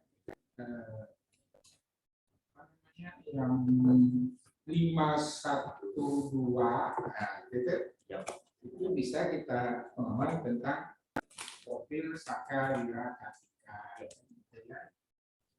Kemudian baru 353 itu kan gitu ya, ya kan? Kemudian dari 505 optimalisasi peran kan gitu ya, kan? Dan masuk kalian aja itu dengan yang namanya ketahanan wilayah di situ, hingga lebih kompak dia. Jadi tidak perlu kita terangkan aspek ideologi, aspek apa gitu. Jadi dia cerita saja. Jadi 57 atau berapa itu 57 lah. Betul. Nah, 57 jadinya. Jadi kalau tidak perlu. Nah, jadi kan ini, jadi bab 4 itu isinya kan profil grafika itu sudah ada. Yang 51 dan 52 jadi bab 4, bab 5 itu 53 dan seterusnya. Kemudian bab 6 baru ya 55 itu ke bawah, termasuk bab 7 itu sekalian aja, sehingga judul besarnya bisa seperti yang optimalisasi peran itu ya, dan implikasi terhadap wilayah apa ketahanan wilayah itu ya. Jadi yang di bawah yang 611 apa ini bagian dari persoalan kita. Jadi nah yang dimaksud Pak Yudi, jadi kalau ada di data wawancara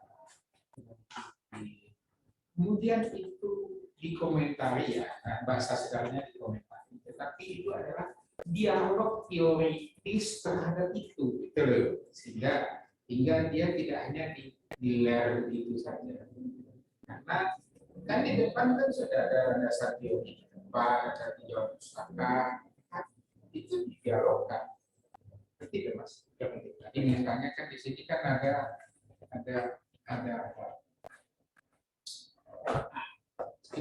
saya kasih contoh satu saja, halaman 81. Itu memang kan ada tuh loh. Jadi salah satu ngurus ini kan gitu ya, kemudian dikutip, gitu kan. Nah, itu tadi harus kutipan itu harus dianalisis teoritis dengan sumber-sumber pustaka yang lain atau apa. Itu maksudnya lagi. Jadi dia tidak hanya sekedar deskripsi saja, tetapi sudah ada analisis. Oke, itu yang perlu dipahami. Lalu Mas Bimbongan ingin menulis yang apa tadi? Yang diperbaiki Pak ini. Mas Bimbongan itu ditari. Itu yang bagian ketiganya. Bagian apa? Paragraf ketiga. Iya, paragraf ketiganya itu jawab saja begini. Peran kata kita kan gitu aja. Kemudian yang kedua itu ya optimalisasi peran apa? Ya. Jadi tidak mengulang perlu diapa. Jadi ini kan tadi intisari separuh apa aja bisa menjelaskan, kenapa tidak separuh aja cukup. Jadi istilahnya itu separuh halaman apa? Jadi tidak kendala itu juga tidak perlu ada kendala, tapi cerita saja gitu, tidak boleh satu dua. Jadi kalimat apa item-item yang dinarasikan sudah selesai. Tidak juga ada di sini rekomendasi, tidak ada. Jadi itu yang apa kan kami ini panjang. Nah, orang Sunda bilang babariu.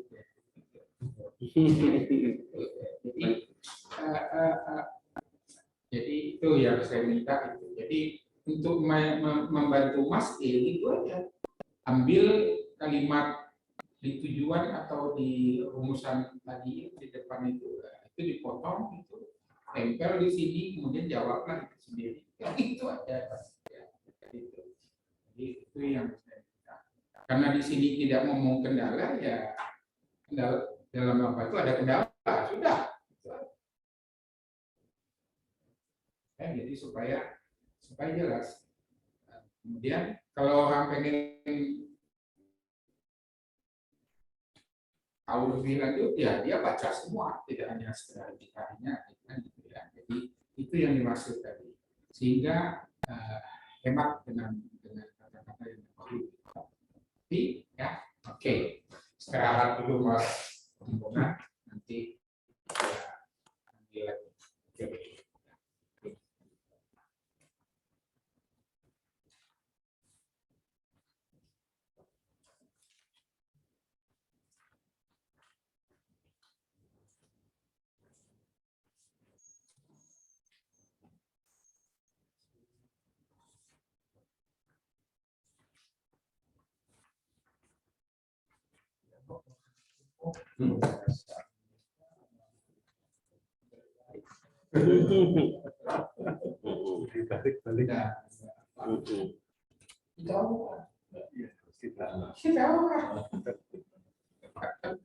Cukup bang beli mobil.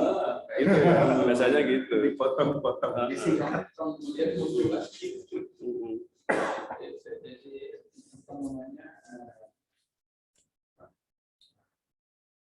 Ini walaupun 6 tahun di sekolah militer, kalau ya 2 ya.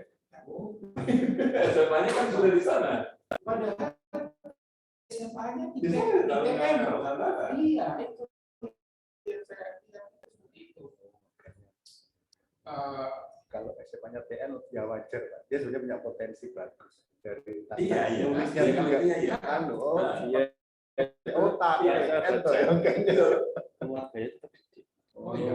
Bapaknya profesor. Iya. Bapaknya ada yang PhD. Ada tradisi di rumah Ya. tradisi yang bagus. Literasinya Mungkin ke SMA. Oh, dari Toraja kan? Toraja. Iya. Biasa aku. Ya, aku. Jadi Sebenarnya potensial untuk jadi ini. menyuruh dia untuk berbahasa hemat itu lama. Jadi apa paling tidak itu kalau Sebenarnya kan dia ini kan bukan infanteri, Arhanut kan artinya dia merupakan apa? Ada teknik, seni, ya kan? Kemudian rapsi gitu kan gitu. Kalau yang infanteri itu nggak tahu calonnya. Jadi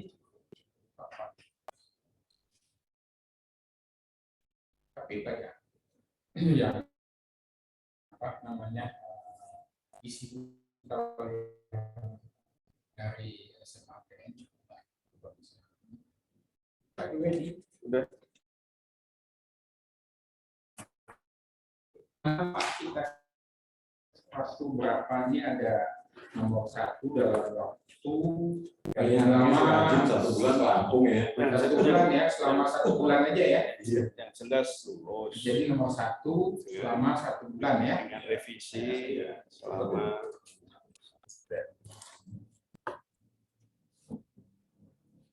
seangkatan termasuk cepat. Cepet ya. Ini kalau dengan yang bimbingan kita satu angkatan, Pak. Satu lagi ini ya Pak. Gus, kita yang dengan saya itu Mas Gus Diono. Fokus di rumah.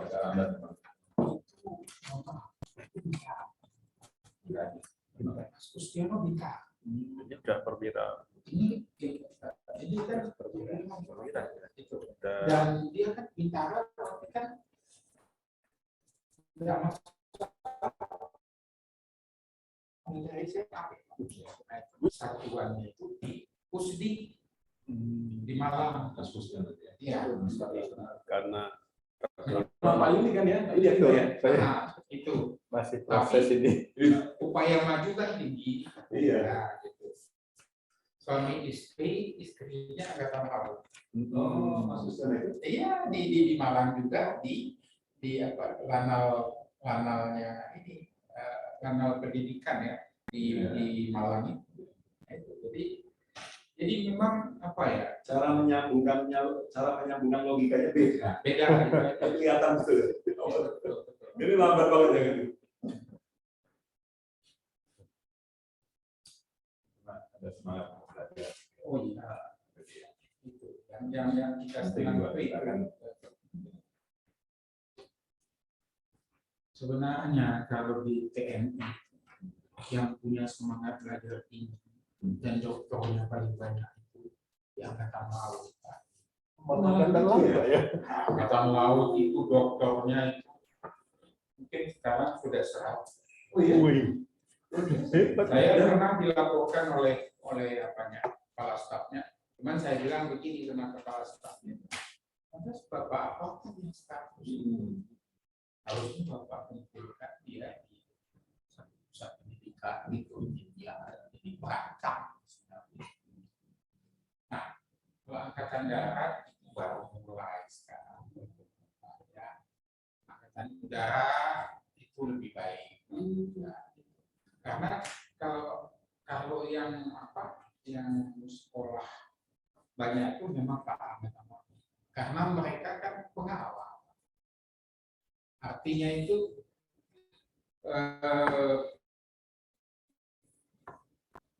alat yang utama orang pengawal. Nah, untuk mengawaki alat itu butuh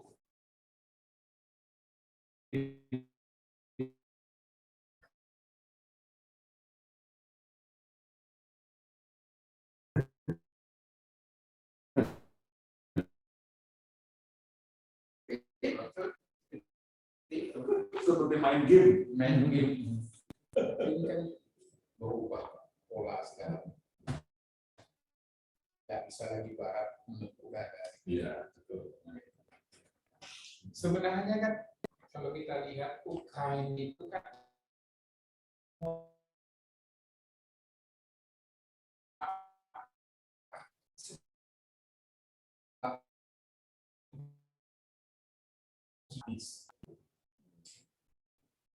nah, makanya Ukraina dalam posisi kalau dilihat dalam James itu ya, James itu kan dia di dalam banyak.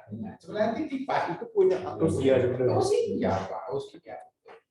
Makanya Rusia nggak ambil resiko. Daerah-daerah yang dia akuisisi itu sebenarnya daerah tempat itu kan, tempat mesin perang yang banyak. Tempat presiden seniman. Dimainkan. Ya, tapi juga kan memang kerja Amerika itu kan nanam boneka.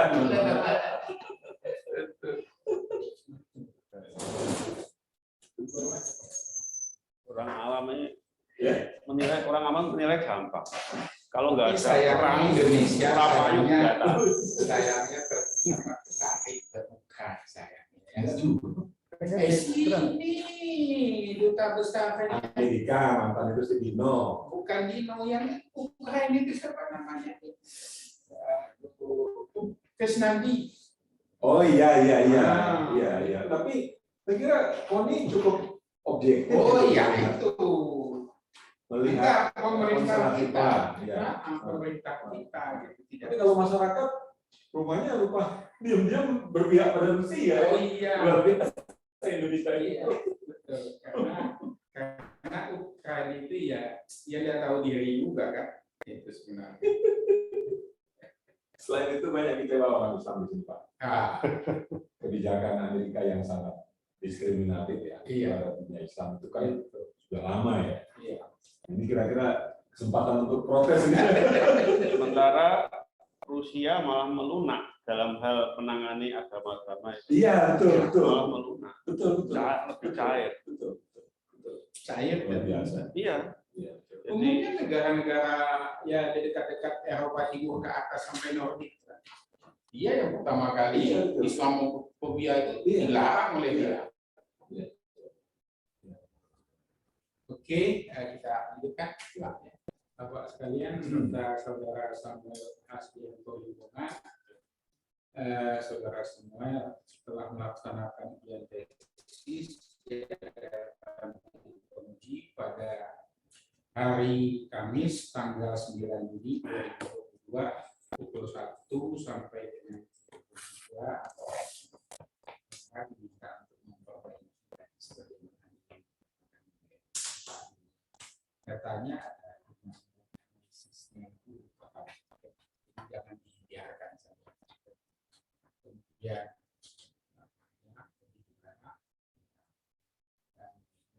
tadi Pak Budi untuk mencari properti ringkas gitu ya, itu poin aja. Nah, untuk itu tim bersepakat hasil ujian saudara dinyatakan lulus. alhamdulillah selamat. Dengan ini saudara menyatakan kesanggupan untuk melaksanakan revisi tesis dalam waktu 1 bulan. Terhitung dari tanggal ujian. Demikian surat pernyataan yang dibuat dan sebenarnya. Selamat Mas Lingkungan sudah sampai tinggal merevisi bersama. Maju di tanda tangan. Tanda tangan. Sini. Jadi.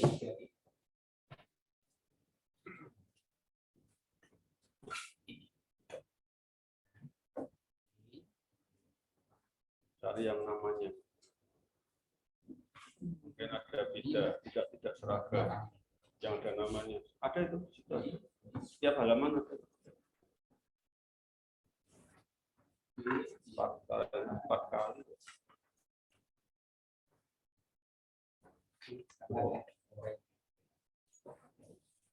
Selamat ya.